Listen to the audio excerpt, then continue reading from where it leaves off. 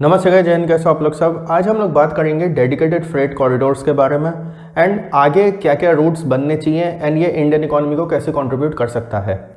देखिए, डीएफसी के ऊपर मैंने पहले भी 2-3 वीडियोस बनाए हैं। मैं डीएफसी के ऊपर अपडेट्स भी बनाता रहता हूँ, जो मैं हर 6 महीने में एक बार बनाता हूँ, क्योंकि वो अपडेट्स आपको काफ़ी पसंद आते हैं। इस वीडियो में हमारा फोकस ये रहेगा कि आगे कौन कौन से हमें रूट्स बनाने चाहिए डीएफसी के, गवर्नमेंट के क्या प्रपोज रूट्स हैं एंड कौन कौन से रूट्स ऐसे होंगे जो इंडियन इकोनॉमी के हिसाब से बहुत अच्छे हो सकते हैं। सबसे पहले बात करते हैं कि गवर्नमेंट का क्या प्लान है। गवर्नमेंट पहली बात तो जो ईस्टर्न और वेस्टर्न फ्रेट कॉरिडोर्स हैं उनमें बहुत ज़्यादा लेट चल रही है। लेट इन द सेंस जून 2022 तक ये पूरा 3300 किलोमीटर्स का सेक्शन कंप्लीट होना था। अभी मार्च 2023 हो चुका है एंड मार्च 2023 तक, जब तक मैं ये वीडियो बना रहा हूँ, 1800 किलोमीटर का ऑपरेशनल हो चुका है। 1500 किलोमीटर का भी अंडर कंस्ट्रक्शन है। इनफैक्ट इस 1500 किलोमीटर में से 500 किलोमीटर का सेक्शन ऐसा है जिसमें कंस्ट्रक्शन भी स्टार्ट नहीं हुई है। तो कोई उम्मीद नहीं है कि ये 2025 से पहले पूरा कंप्लीट होगा।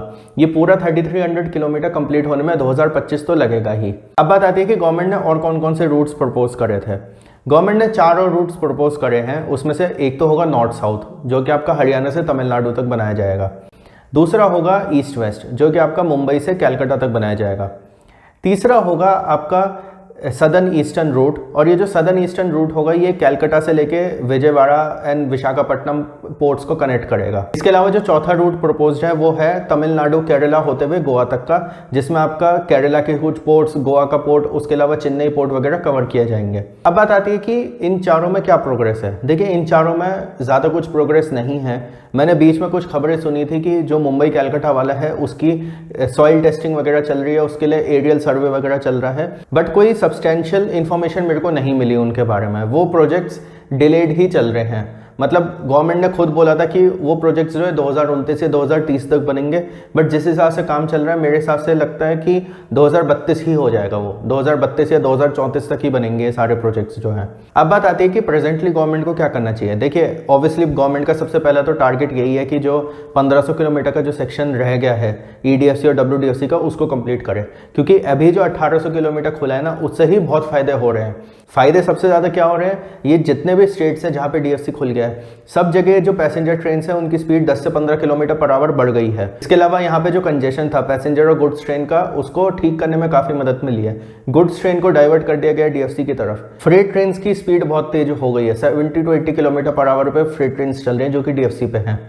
तो जब 1800 किलोमीटर खुलने के बाद इतना फ़ायदा हो रहा है, तो बचे हुए 1500 खुलने के बाद कितना फ़ायदा होगा। इन प्लस ये जब चारों रूट्स खुल जाएंगे तो हमारी देश की इकॉनमी के लिए कितना ज़्यादा अच्छा है। गवर्नमेंट का प्लान ये था कि टोटल 10,000 किलोमीटर का डीएफसी खुले, जिसमें ये 6 के 6 रूट्स इन्वॉल्व हों। बट जो काम की स्पीड है ना, उसको तेज़ करने की अब ज़रूरत है। मेरे ख्याल से अब ये टाइम आ गया है कि गवर्नमेंट को नॉर्थ साउथ और ईस्ट वेस्ट का जो है कंस्ट्रक्शन स्टार्ट कर देना चाहिए। इस गवर्नमेंट की एक बहुत अच्छी बात क्या है कि ये लोग प्रोजेक्ट तब स्टार्ट करते हैं जब 90% लैंड एक्वायर हो चुकी होती है। तो मेरे ख्याल से अगर गवर्नमेंट ये फोकस करे कि अगले 1 साल में हमें पूरी लैंड एक्वायर करनी है एंड फिर उसके बाद जो है कॉन्ट्रैक्ट्स अवार्ड करने हैं उनकी कंस्ट्रक्शन के लिए, तो ये बहुत अच्छी चीज़ होगी। हमें 2024 में north south and east west की कंस्ट्रक्शन स्टार्ट करनी ही चाहिए। ये जो दोनों प्रोजेक्ट्स हैं लगभग 4000 किलोमीटर लंबे होंगे। नॉर्थ साउथ बहुत लंबा प्रोजेक्ट है, फिर मुंबई टू कलकत्ता बहुत लंबा प्रोजेक्ट है। इनको बनाने में कम से कम 4 से 5 साल लगेंगे।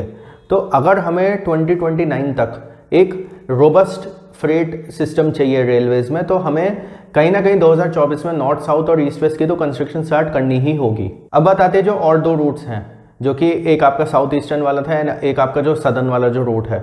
ये वाले जो रूट्स हैं ये है तो छोटे हैं। अब गवर्नमेंट ये भी कर सकती है कि भैया पहले छोटे छोटे रूट्स को हम कंप्लीट कर लें, बट अगर मैं इकोनॉमिकली देखूँ ना, तो north south and east west ज़्यादा ज़रूरी है हमारे लिए। क्योंकि देखिए, north south and east west जो है ना, इट इज़ लाइक कि आप पूरे देश को ही कवर कर रहे हो एक तरीके से।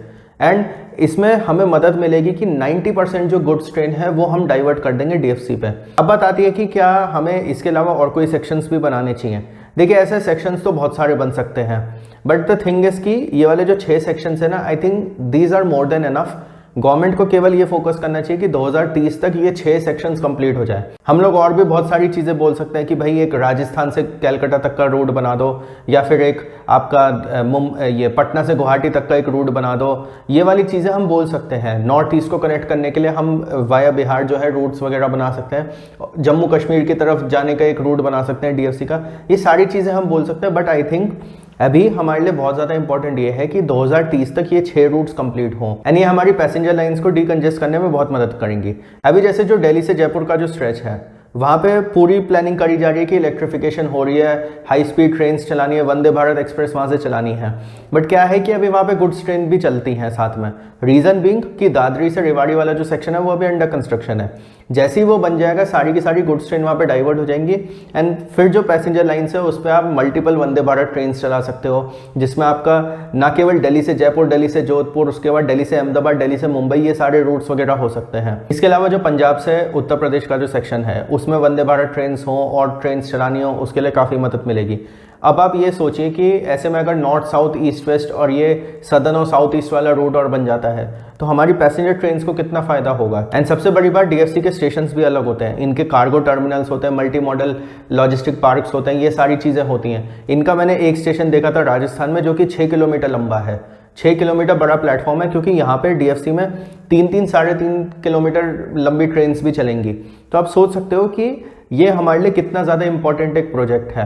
And I think now it is high time हमें डीएफसी कंप्लीट करने चाहिए बहुत तेज़ी से, ईडीएफसी एंड डब्ल्यूडीएफसी। हालांकि उस प्रोजेक्ट की जो प्लानिंग है वो 2006 में शुरू करी गई थी, बट उसकी जो कंस्ट्रक्शन है एक्चुअल में वो स्टार्ट हुई 2016-17 में एंड उसको 2022 में कंप्लीट करना था। बट अनफॉर्चुनेटली उसमें हम डिले हो गए एंड मोस्ट प्रोबेबली वो 2024 एंड तक या 2025 तक ही कंप्लीट हो पाएगा। तो मेरे ख्याल से जो बचे हुए 4 रूट्स हैं ना उसमें अब गवर्नमेंट को देर नहीं करनी चाहिए। हमें नॉर्थ साउथ ईस्ट वेस्ट का तो सबसे पहले कंस्ट्रक्शन स्टार्ट करना चाहिए। तो डीएफसी के काम को अब थोड़ा तेज बढ़ाने की ज़रूरत है। नो डाउट काम बहुत अच्छा हुआ है। अगर आप किसी ऐसे स्टेट में रहते हो जहाँ से डीएफसी गुजर रहा है, स्पेशली वो जो कि ऑपरेशनल हो चुका है, तो आप देखोगे कितना बढ़िया कंस्ट्रक्शन करा है, जो ब्रिजेस बनाए हैं एंड प्लस जो पूरी ट्रैक्स बनाई हैं एंड प्लस अर्थवर्क का काम जो किया गया है वो सब बहुत बढ़िया किया है एंड बहुत state of the art construction करी गई है। आपका इस वीडियो के बारे में क्या कहना है? आपको और कुछ ऐड करना हो डीएफसी में, या आपको ऐसा लगता हो कि और कोई ऐसे रूट्स जो कि गवर्नमेंट को इंक्लूड करने चाहिए फ्यूचर में, वो आपको बताना हो, या कोई और डीएफसी से रिलेटेड आपको बात शेयर करनी हो तो आप कॉमेंट्स में बता सकते हो। Like this video, share with all your friends. Thank you for watching the video.